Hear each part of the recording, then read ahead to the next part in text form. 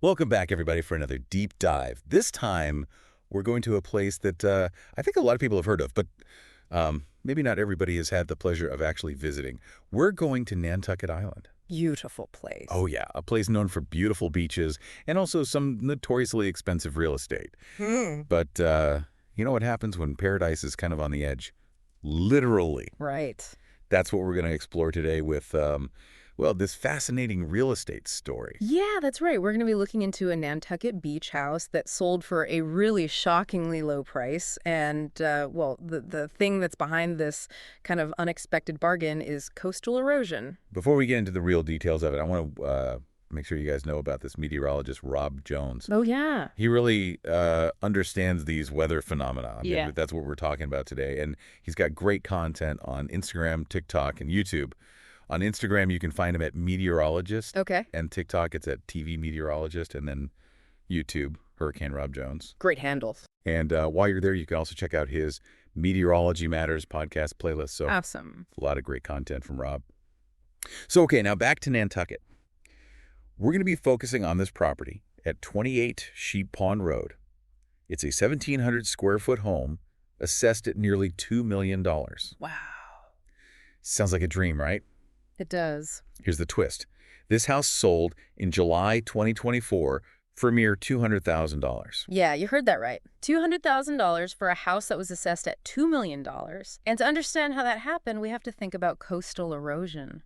Nantucket's South Shore, where this property was, is experiencing some of the most severe erosion on the island. Really? Yeah, we're talking between a half a foot and over 12 feet of shoreline disappearing every year. Just think about that. That's like a lane of a road, potentially, Wow. Yeah. gone in a year. That's a pretty alarming image when you think about it that way. Yeah. So let's talk about the people who live there. The owners of 28 Sheep Pond Road, Jane Carlin and Ben Gifford. They own that property since 1988. They literally watched their neighborhood vanish before their eyes. That's right. And it's hard to imagine what that must have felt like to watch your home and everything that, be slowly claimed by the sea. Carlin herself described it as a disappearing neighborhood. Yeah. And I think that really captures what was happening. It's not just property value, right? It's about losing a sense of place, a community, a piece of your life, really. Yeah. It's a loss on many levels. Right. And to make things even more complex, they couldn't even donate the house to affordable housing because relocating it was going to be way too difficult and expensive. Yeah, that's right. And that's where our next person in this story comes in. Don Vaccaro. He had owned the neighboring property since 2014, and knowing the circumstances, he made what seemed like a crazy offer. Yeah. $200,000. $200,000. For a house that he was fully aware might only be standing for 6 more months. Wow, 6 months. That's incredible. He knew the risk and still went for it. What was his motivation? Well, there were a couple of things. He did try to slow down the erosion. Planted seagrass, put up silt fencing, things like that. And then he also rented out the property for a while before it became too risky. Oh, yeah. Trying to get something out of it. But, it kind of reflects what we see in a lot of places, especially coastal communities, this need to adapt and make hard choices in the face of climate change. Yeah. On one hand, they're connected to these homes and want to hold on. On the other hand, we're facing rising sea levels and, more intense storms. So it sounds like kind of a mix of practicality, a calculated risk, and maybe even a little bit of defiance, like he's fighting the inevitable. Exactly. And despite his efforts, the house ended up being unsafe and had to be demolished in January of 2025. Oh, wow. Vaccaro ended up losing over $400,000 in this. Wow. That's a pretty significant loss. It is. But I read that he also felt good about making some memories with his family while they had the house. Yeah, that's right. It seems like for him, those memories were worth it. Even with the financial setback, this whole situation really highlights the relationship that we have with nature, especially when the climate is changing. We're trying to adapt, trying to find a balance, but we have to accept what's happening and then try to, make the most of the time that we have. Yeah, this 28 Sheep Pond Road situation, it sounds like a symptom of a much bigger issue. This isn't just an isolated incident, right? This is part of a whole string of what they're calling erosion firesales along that same road. Yeah, and this stretch of coastline is just disappearing, and it's happening so fast. People are scrambling to sell before their homes are, literally in the ocean. Right. And that's created this really unique buyer's market. Okay, so tell me more about these other erosion fire sales. What other properties on Sheep Pond Road have been impacted? Well, let's go all the way back to 2010 when Gene Ratner's property at 19 Sheep Pond Road literally collapsed Oh, wow. into the ocean. Mm. Today, that property is completely underwater. That is incredible. I mean, it's heartbreaking, but also just shows the power of nature. It definitely does. And then, more recently, March 2024, the house at 4 and 6 Sheep Pond Road. Okay. That was originally listed for $2.2 million, sold for only $600,000. Wow. Then, in October of that same year, 21 Sheep Pond Road had to be demolished after it was damaged in a storm. Oh, wow. And there's even a house that's been condemned at 16 Sheep Pond Road. They had to actually move it back from the bluff to stop it from falling into the ocean. So it's like this chain reaction of properties succumbing to the sea. Mm-hmm. So what about 28 Sheep Pond Road? What ultimately happened to that house? Well, that's where Don Vaccaro comes in. He owned the neighboring property, and Oh. he owned the neighboring property, and basically swooped in. He offered $200,000 for this property, and you have to think about the fact that this part of the coastline is disappearing, and it's happening really fast. So people are trying to sell before their homes are, literally swallowed up by the sea. Right. And that's why you're seeing, these prices that are so low. Right. It creates a buyer's market, but it also brings up, I think, some ethical questions. It does. Like at what point does a seller have to, disclose these risks to potential buyers, even if those risks are tied to, climate change. Right. And maybe not, super obvious. Yeah, that's the big question, isn't it? Yeah. I mean, legally, sellers have to tell you about problems with the property, but climate change is changing all the time. It's hard to say what's going to happen. Yeah. So, yeah, it's a gray area for sure. It really is. Yeah. What about from the buyer's perspective? I mean, Vaccaro knew this house might only last 6 months or a year. Was that an ethical decision? Well, I think it depends on how you look at it. Some people might say that he was taking advantage of a bad situation, getting a really good deal on Nantucket real estate. Right. But other people might say that, he was helping the sellers, Right. giving them a way out, and preventing them from losing everything. So it's not, it's not really clear cut, is it? No, not at all. And, and he did try to mitigate the erosion too. Like he wasn't just, sitting back and waiting for the inevitable. Do you think that plays into the ethics of it at all? It definitely makes things more complicated.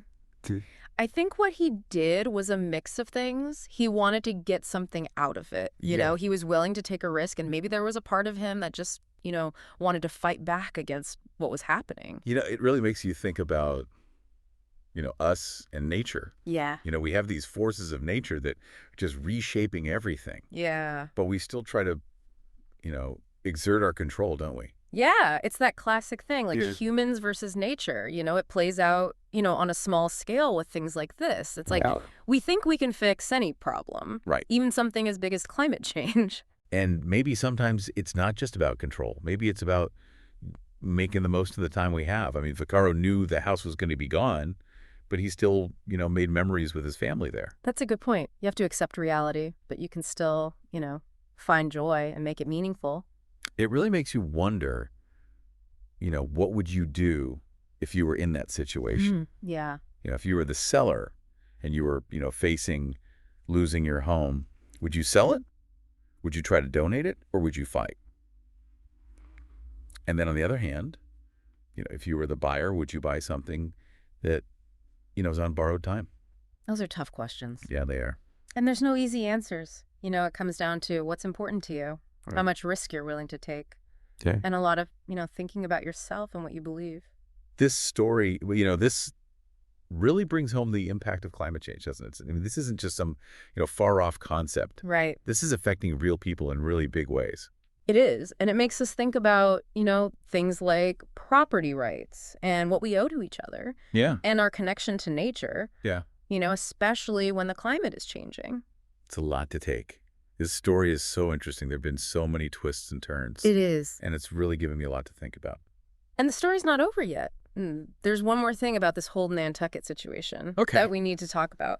We have to think about, all of these problems with erosion and how that's affecting the real estate market on the whole island. So we've seen how, coastal erosion has really affected properties along Sheep Pond Road. Right. But you mentioned this ripple effect on the whole island real estate market. Yeah. What do you mean by that?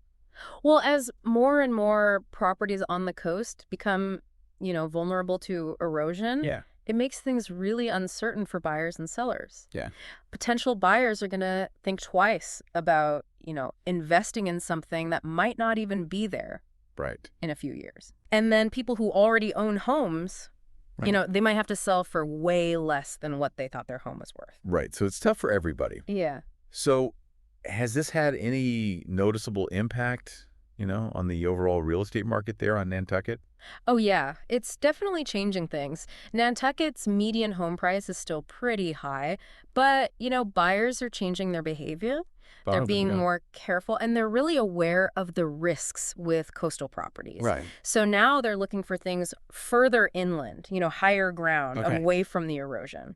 So it sounds like what people think of as like prime real estate Right. on Nantucket is changing. Yeah. I mean, waterfront properties, used to be the most desirable and expensive. Right. But now it's like they're riskier. Exactly, and that's impacting the whole island. Areas that, people didn't really want to live in before are now getting more popular, and the prices are going up. Okay. It's almost like the whole island is changing, like geographically where the good places to live are. It's like a whole reshuffling. It really makes you wonder what's going to happen to Nantucket, in the long term. I mean, if the sea keeps rising and taking more land, could it just become, uninhabitable? That's the big question, right? Yeah. And it's one that scientists and policymakers and the people who live there are all, dealing with. Yeah. It's hard to know what will happen. It depends on how fast the sea level rises, Right. whether they can do anything to stop it, Right. and how well people adapt. So, this whole story of 28 Sheep Pond Road Right. and this erosion crisis, Yeah. it really highlights that climate change isn't just, an environmental problem. It's not. It affects, the economy and society. It's impacting people's lives in really big ways. It is. It's a real reminder that everything is connected. The choices that we make, on our own and as a society, they have big consequences. Yeah. This story makes us think about, our relationship with nature and how we treat each other. Yeah. And what kind of future we want. Yeah. Well, we've come to the end of our deep dive into this, really compelling story of 28 Sheep Pond Road. Yeah. It's been a journey with, so many unexpected things and hard realities and, questions that really make you think. It has. We've talked about that, unbelievably low price. Yeah. We've explored erosion and what it means for people buying and selling. Right. And we've even seen how this is changing the whole real estate scene on Nantucket. And, as we wrap up, I think the story of 28 Sheep Pond Road, it's like a small version of this bigger climate change story. I think so, too. It's a story of loss and people adapting and trying to find meaning in a world that's changing so fast. Right. It makes us ask tough questions about property rights and our values and what we're responsible for when the climate is changing like this. It does. Thanks for joining us on this deep dive. It's been really fascinating, and we hope that it helps you understand a little bit better, this whole connection between what people do and the forces of nature and what that means for our coastal communities.